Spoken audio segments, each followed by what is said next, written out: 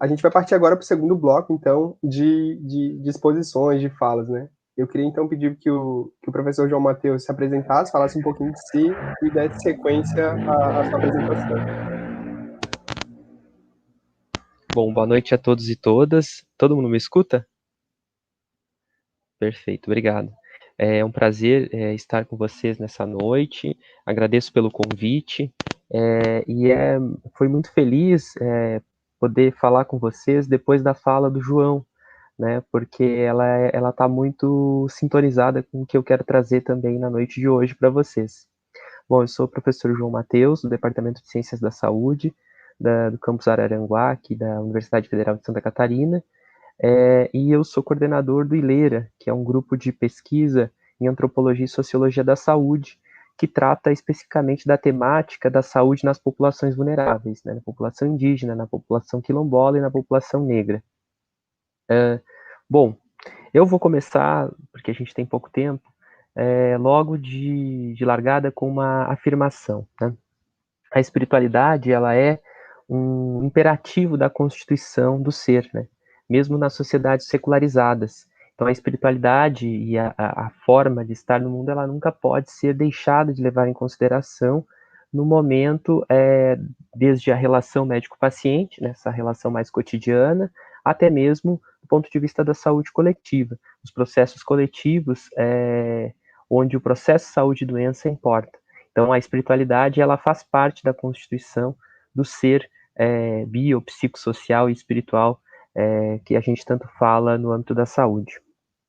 As configurações sociais, então, do sul global, e aí eu falo a parte abaixo da linha do Equador, né, deste sul global numa perspectiva decolonizada, ela é sobretudo representada na ideia de que a saúde das populações é coletiva, né? Então, o fenômeno da saúde é um fenômeno coletivo, ele não é um fenômeno individual, embora a tendência americanizante, eurocentrada, também dessa perspectiva biomédica dos currículos no Brasil, embora essa perspectiva tenda a trazer o aspecto da saúde individual, a saúde no sul global ela é um fenômeno social, né? A sociedade é que promove saúde, entendendo, né, a complexidade da ideia de pessoa no âmbito desse paradigma que a gente trata aqui. Isso implica, então, dizer que as formas elementares da vida religiosa, espiritual, da filosofia espiritual de cada um, ou das populações, elas são centrais no processo saúde e doença, porque elas estão desde a ideia de saúde até a ideia de doença, ou seja, elas estão desde o nascimento até a morte, dentro dos mais variados espectros culturais. Pois elas dizem respeito, sobretudo, a essas maneiras, essas formas de habitar os espaços, de estar nos espaços, né? E até mesmo no espaço da saúde, no espaço do acolhimento, no espaço da saúde coletiva. Eu vou pedir, eu enviei 2 vídeos bem curtinhos, na verdade eles não são vídeos curtos, mas eu peço para o Paulo passar 2 trechos de 2 documentários. Este documentário chama-se Quimbanda, e é um documentário de Angola. Só vou pedir para te sinalizar para mim quando for para parar, tá, João? Tá certo, este eu te sinalizo, sim. Está sem áudio. Só um momentinho, então.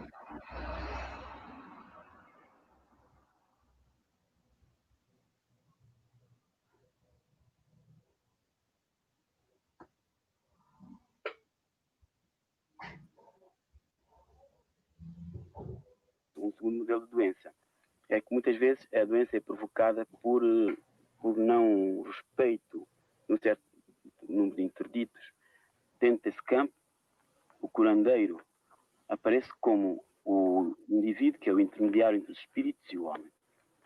Quando pergunta, por conseguinte, que além da fitoterapia, o que é possível aproveitar a medicina tradicional, primeiro, são 2 conceitos diferentes, são 2 medicinas distintas, que têm, digamos, o apoio do facto de serem de modelos diferentes. Né? Mas, no entanto, eu acho que, além da fitoterapia, há algo mais a aproveitar. Há a relação doente-curandeiro. O médico da medicina moderna não comunica com o seu doente, enquanto que o médico tradicional é um indivíduo que comunica com o seu doente, comunica com a sociedade, é um indivíduo, por conseguinte, que vem trazer a ordem na sua sociedade. O facto de não conciliação deriva, talvez, e é,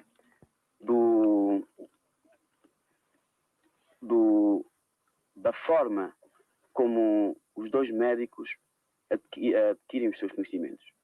Um adquire através, quer dizer, qualquer indivíduo pode escolher ser médico, enquanto que o outro não.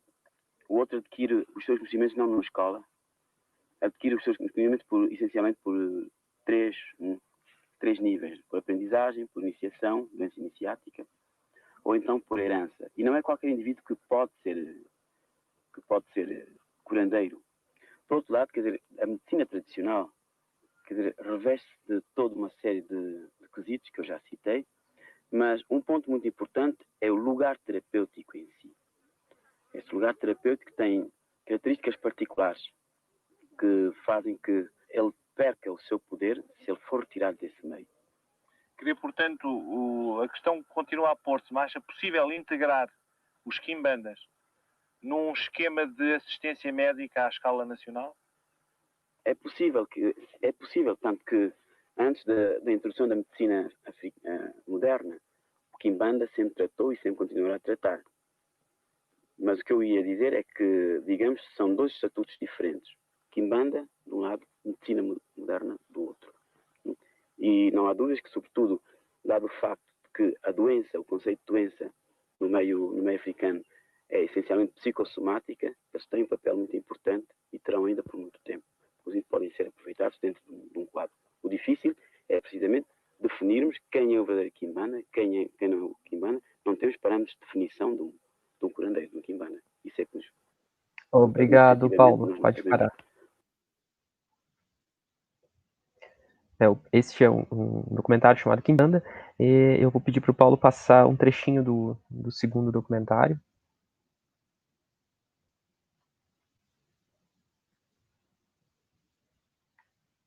Paulo.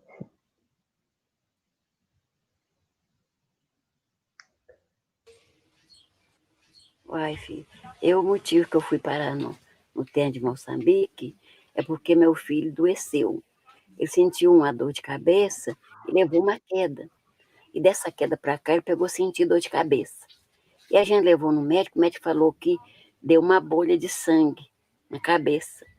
Quando fez o exame mesmo completo, deu que era muito próximo do cérebro. Se ele fazia uma cirurgia, se não morresse, ele ia ficar no fundo da cama. Eu gritei para Nossa Senhora do Rosário, tivesse dó de mim, não deixasse meu filho morrer, que eu ia dançar ainda.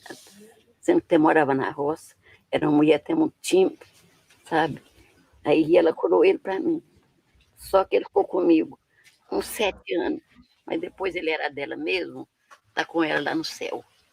Daí peguei dançar Renata e tô até hoje. Gostei, sabe? Aí tô.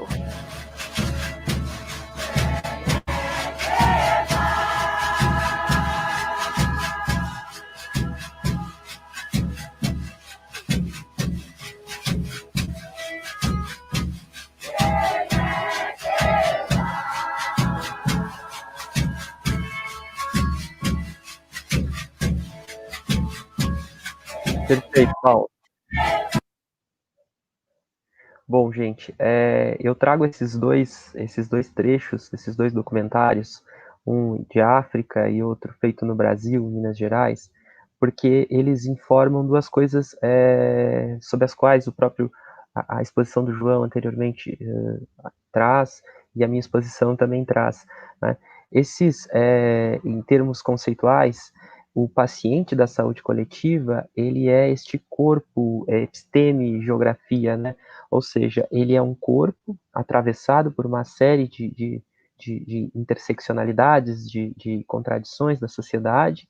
Ele é uma episteme, porque ele traz consigo uma forma de interpretação do mundo, né, um conjunto de formas de interpretação do mundo, e ele é geografia, porque ele está num espaço social, né? Veja bem, quando você e tratando basicamente da questão da população negra, da saúde da população negra, quando você traz, você tem indivíduos cuja história deriva de uma relação diaspórica, né, de uma relação de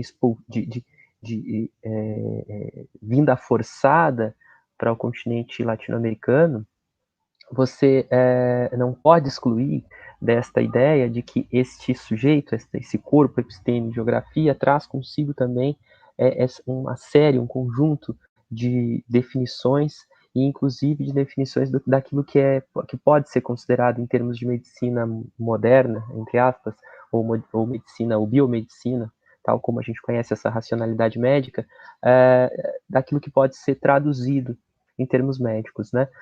Eu sempre falo em sala de aula que não é o caso de o aluno de medicina, embora o currículo e as DCNs preconizem a ideia de uma formação humanística reflexiva, não é o caso de todo aluno conhecer a miúde as religiões, né, afro-brasileiras, né? Não é o caso dele conhecer a miúde as questões muito específicas de religiosidades muito específicas, né? É o caso dele entender que na relação médico-paciente, este paciente que está à sua frente, ele é constituído por esse conjunto holístico, né? Por este mundo muito singular, mas ao mesmo tempo representativo de uma coletividade, né? Já que, se tratando de Brasil, nós temos aí 52% da população pertencente ao grupo racial negro, né? Uma coisa, alguns pontos bem interessantes que a gente pode tratar aqui são o próprio nome do documentário, Kimbanda, né, o documentário realizado na África. O documentário Kimbanda, veja bem, hoje nós sabemos que na região sul do país, né, precisamente na região sul do Rio Grande do Sul, na divisa com a Argentina e Uruguai, nós temos uma religião negra, uma afro-religião, uma religião afro-latino-americana, uma religião de diáspora, chamada Kimbanda. Também uma religião que, dentro da sua ritualística, propõe uma recuperação biopsicossocial e espiritual dos sujeitos em desarmonia, né, como tratava o documentário Kimbanda. Ou seja, a ideia de saúde como uma ideia de desarmonia do sujeito com a sua geografia de vivência, né, o seu lugar, o seu espaço social. Então, essa abordagem, a partir da constituição de um currículo que seja crítico, ela é muito possível, né? Ela é muito possível e ela é preconizada em lei, como a lei de História da África, né? Que coloca na letra da lei a necessidade de que a formação acadêmica brasileira, a formação de ensino médio, a formação escolar brasileira, traga para dentro dos seus currículos a história da África, no sentido de que é necessário, né, já passou do tempo que a gente consiga entender que o chamado povo brasileiro, ele é muito mais diverso, muito mais complexo do que aquilo que a gente está acostumado a perceber e a ver e a ser informado todos os dias de maneira muito ideologizada, né? Se o paciente, esse corpo episteme de geografia, a única forma de mudar esse processo, né, e entrando um pouco na pergunta que foi feita para o João, aí não seria o caso de pecado, né? A única forma transformadora nesse processo é a descolonização do currículo, né? E aí eu trago para vocês essa necessidade, essa perspectiva de que o currículo colonizado enxerga no indivíduo um ser homogêneo, né? Enxerga no indivíduo uma ilha patológica, né? Embora tente a todo tempo se desprender desse passado ideológico da medicina. Mas o currículo atual, ele é colonizado, né? Ele é colonizado. Eu tenho um orientando, Jefferson Salviano, que ele está desenvolvendo uma pesquisa sobre o currículo médico no Brasil, onde ele vai tentar buscar quais são as referências negras desse currículo, né? Quais são as referências que estão fora da ótica, dessa ótica colonial, biomédica, que é predominante em todos os currículos. De que maneira, então, nós vamos reverter esse processo? Primeiro, entender que a educação ela tem a necessidade constante de ser descolonizada. Né? Ela tem a necessidade de que a gente possa trazer para dentro dela elementos que não só são elementos transversais, elementos da diversidade sociocultural do nosso país. Eles são elementos formadores do povo, são elementos formadores da Constituição, da configuração daquilo que nós entendemos por povo brasileiro e até mesmo daquilo que nós entendemos por população SUS-dependente. Né? Então, que população é essa? Né? A territorialização ela tem que sair do currículo do ponto de vista tão mais burocrático, mais do fazer por fazer, e entrar para a ideia de uma prática, de uma praxis transformadora no processo formativo na educação e saúde. Então, essa territorialização, esse conhecer o espaço, conhecer a geografia, dá condições para aquele aluno que não teve as experiências culturais mais formativas do povo brasileiro, que ele tenha contato com elas em qualquer lugar onde haja uma escola de medicina, né? Então, há também uma necessidade, já que nós passamos também por uma transformação no público que está neste momento em formação em saúde, então nós temos muito mais mulheres, temos muito mais jovens negros, mulheres negras, nós temos muito mais pessoas da população quilombola, muito mais indígenas se formando em medicina. Então, também esta população que, ao ocupar esses espaços, também trará para dentro deste espaço colonial uma perspectiva descolonizada, né? Uma perspectiva que como no documentário o psiquiatra Costa, um psiquiatra português, fala, é uma perspectiva em que aquele que se forma em medicina, ele passa por um processo de formação em medicina, mas ao mesmo tempo é mais do que isso, né? Veja bem, nós temos indígenas Xoclen, indígenas Guarani, indígenas das mais variadas etnias brasileiras, né? E esses indígenas sabem que, ao se formar em medicina, eles estão se formando num campo de atuação, mas eles não deixam de ser, como na língua guarani, o indígena que se forma em medicina, ele não deixa também de compreender o papel importante do caraí, né? O caraí, que é este mestre, essa pessoa conhecedora da floresta, conhecedora das ervas. Assim acontece também no candomblé, acontece na umbanda, acontece no tambor de mina, ou seja, acontece em todas as manifestações, tanto religiosas como filosofias espirituais, que confluem, de alguma maneira, na configuração cultural brasileira. Basicamente, o convite, né, era para falar 15 minutos, eu acho que eu já me estendi.